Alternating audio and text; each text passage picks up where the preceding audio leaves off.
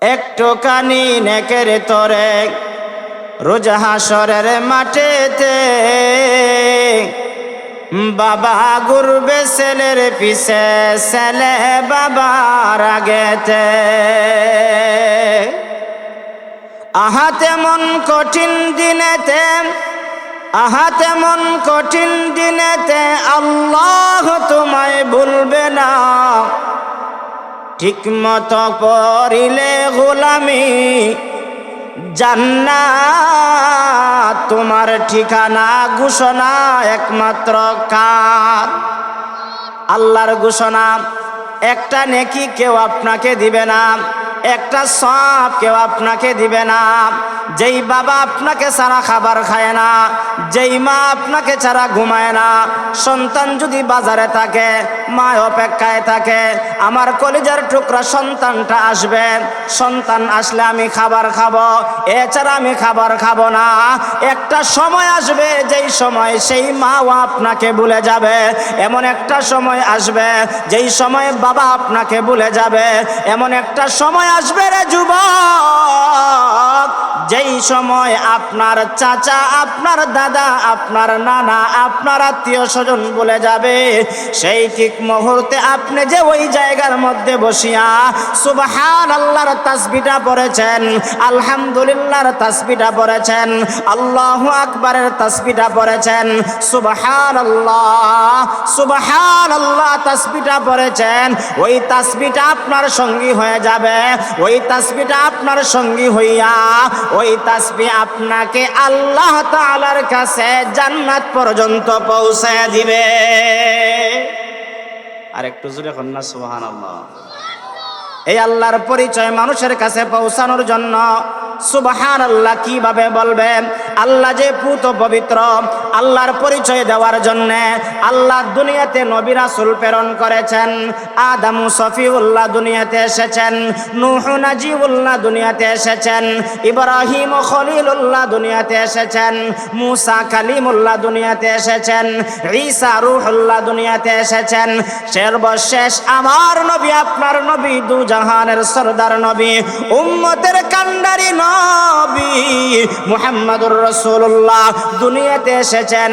তিনি আয়েশা লা ইলাহা ইল্লাল্লাহ মুহাম্মদুর রাসূলুল্লাহর দাওয়াত দিয়েছেন। জোরে আওয়াজ দিয়া বলেন ঠিক কিনা?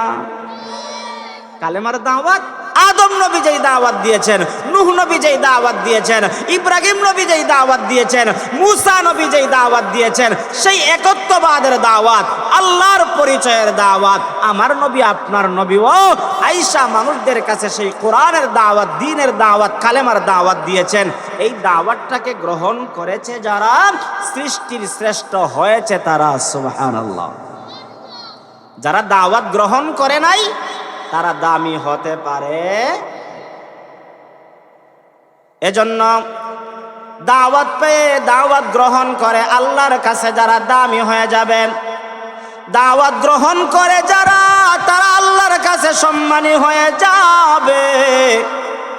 আল্লাহর পয়গম্বর দুনিয়াতে আইসা মানুষদেরকে বলেছেন, ইয়া আইয়ুহান নাস কুলু লা ইলাহা ইল্লাল্লাহু তুফলিহুন। হে লোক সকল, তোমরা লা ইলাহা ইল্লাল্লাহ বলো, তোমরা কামিয়াব হয়ে যাইবা, তোমরা সফল কাম হয়ে যাইবা। হযরতে আবু বকর সেই কালেমা গ্রহণ করেছেন, আল্লাহ তিনাকে দামি বানায় দিয়েছেন। হযরতে উমর সেই কথা গ্রহণ করেছেন, আল্লাহ দামি বানায় দিয়েছে। হযরতে উমর গ্রহণ করার কারণে, হযরতে উসমান গ্রহণ করার কারণে, হযরতে আলী রাদিয়াল্লাহু তাআলা আনহু গ্রহণ করার কারণে, হযরতে বেলাল রাদিয়াল্লাহু তাআলা আনহু সেই লা ইলাহা ইল্লাল্লাহর দাওয়াত গ্রহণ করার কারণে আল্লাহর কাছে দামি হয়ে গেছে। আবু জেহেল গ্রহণ করে নাই, দামি হতে পারে নাই। উতবা দাওয়াত গ্রহণ করে নাই, দামি হতে পারে নাই। সাইবা দাওয়াত গ্রহণ করে নাই, দামি হতে পারে নাই। এই ধরনের যত বেদিন বেঈমান আছে যারা দাওয়াত গ্রহণ করে নাই, তারা দামি হতে পারে নাই। অতএব আজও যারা দাওয়াত গ্রহণ করবে তাদের সম্মান আর মর্যাদা একমাত্র বাড়াইয়া দিবেন কে? আরো জোরে আওয়াজ দিয়া বলেন কে? এই দাওয়াত দেওয়ার জন্য আমার পয়গম্বর সর্বপ্রথম কোরআনের মাধ্যমে দাওয়াত দিয়েছেন। কিসের মাধ্যমে? কোরআনের মাধ্যমে দাওয়াত দিয়েছেন। কোরআন এমন একখানা দামি কিতাব, যেই দামি কিতাব যেখানে লেগেছে সেখানের সম্মান বেড়ে গিয়েছে। যেই জায়গায় লেগেছে এই কোরআনের সংস্রবে আসার কারণে ওই জায়গার দাম বেড়ে গেছে। উদাহরণ দিলে বুঝবেন রে যুবক, একটা সাধারণ কাপড় যেটাকে আমরা বস্তুনি বানায়া আমাদের গ্রামের ভাষায় বলি গিলাফ লাগাই, সামান্য মাত্র অল্প টাকার একটা গিলাফ, এই সামান্য কাপড়টা কোরআনের সংস্রবে লাগার কারণে আল্লাহ তাআলা সেই কাপড়ের দাম বাড়ায় দিছেন। ওই কাপড়ের মধ্যে যদি জানাবশত নয়, অজানাবশত যদি পাউটা লেগে যায়, চুমুকায়, বুকের মধ্যে লাগায়, বারবার চুমুকায়, কেন খায়? এই কোরআনের সংস্রবে লাগা কাপড়ের সম্মান আর মর্যাদা একমাত্র বাড়াইয়া দিয়েছেন কে? ঠিক তেমনি ভাবে আপনিও সুপার মধ্যে বসেন, আমিও সুপার মধ্যে বসি।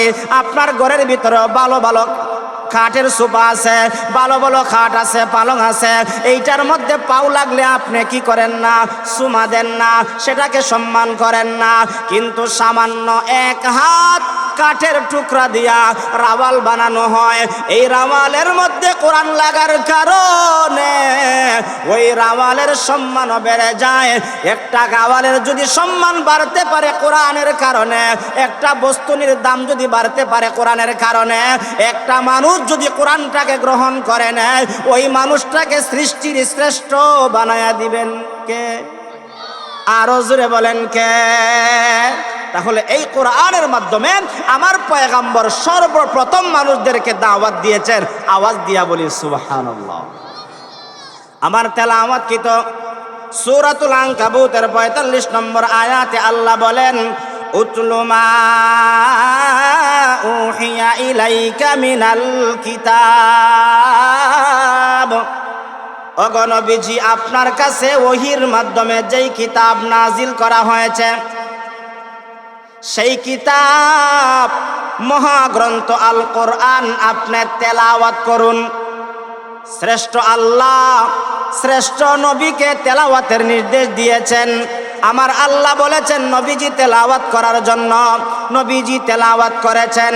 আয়াতের ব্যাখ্যায় মুফাসসিরিনে কেরাম লেখেন, ওগো নবীজি ডাইরেক্ট আপনি তেলাওয়াত করেন, ইনডাইরেক্টলি আপনি আপনার উম্মতদেরকে তেলাওয়াত শিক্ষা দিন।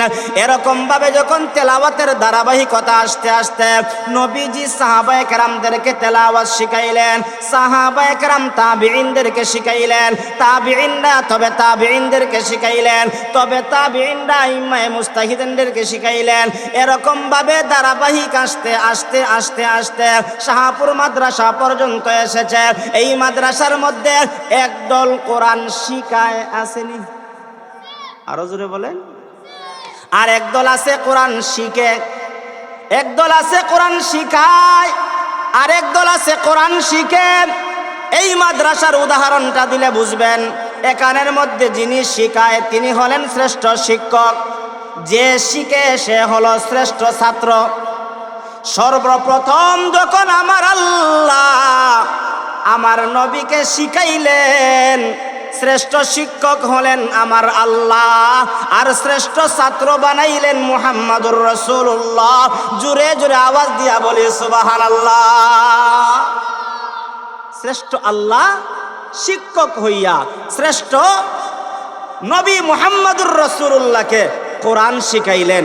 নবীজি কোরআন শিখা নিজে বসে থাকেন না, আরেকজনকে শিখাইছেন। কোরআনের মাধ্যমে আরেকজনকে কোরআনের দাওয়াত পৌঁছে দিয়েছেন। কোরআনের দাওয়াত যারা গ্রহণ করেছে তাদেরকে দুনিয়ার জমিনে সম্মান আর মর্যাদা দিয়েছেন একমাত্র কে? আল্লাহ দিয়েছেন। আমার পয়গম্বর মুহাম্মদুর রাসূলুল্লাহ সাল্লাল্লাহু আলাইহি ওয়াসাল্লাম ইসলামের প্রথম যুগে মানুষদেরকে কালেমার দাওয়াত দিতেন, জাহান্নামী মানুষদেরকে জান্নাতের রাস্তা দেখাইয়ে দিতেন কোরআন তেলাওয়াতের মাধ্যমে। কোরআন তেলাওয়াত আল্লাহ তাআলার কাছে কথা বলার একটা মাধ্যম। কোরআন তেলাওয়াত আল্লাহর সঙ্গে কথা বলার কি একটা মাধ্যম। চেয়ারম্যানের সাথে কথা বলতে গেলে যেরকম ভাবে কোনো সময় পিএস এর দরকার হয়নি না হয় না। আচ্ছা চেয়ারম্যান বাদ দেন, একজন এমপির সাথে ঢাকা থাকে এমপির সাথে যোগাযোগ করার কোনো সুযোগ নাই, আর একজনের মাধ্যম দুইটা মাথে, আর মাতলে পরে হয় রে চেয়ারম্যানের সাথে মাতছি, আজকে আমার মনটা ভালো হয়ে গেছে, আমার মনের ভিতরে একটা আনন্দ আইছে। ওই সামান্য একটা চেয়ারম্যানের সাথে মাতলে যদি জনগণের মনে আনন্দ আসে, আহকামুল হাকিমিন আল্লাহর সঙ্গে যখন এই শাহপুর গ্রামের কোনো মানুষ কোরআন তেলাওয়াতের মাধ্যমে কথা বলবে, তখন সময় তার অন্তরের ভিতরে আনন্দ জাগ্রত হবে কি হবে না? এটা বুঝনেওয়ালাই বুঝবে, পড়নেওয়ালাই বুঝতে পারবে আনন্দটা, আর এছাড়া কেউ বুঝবে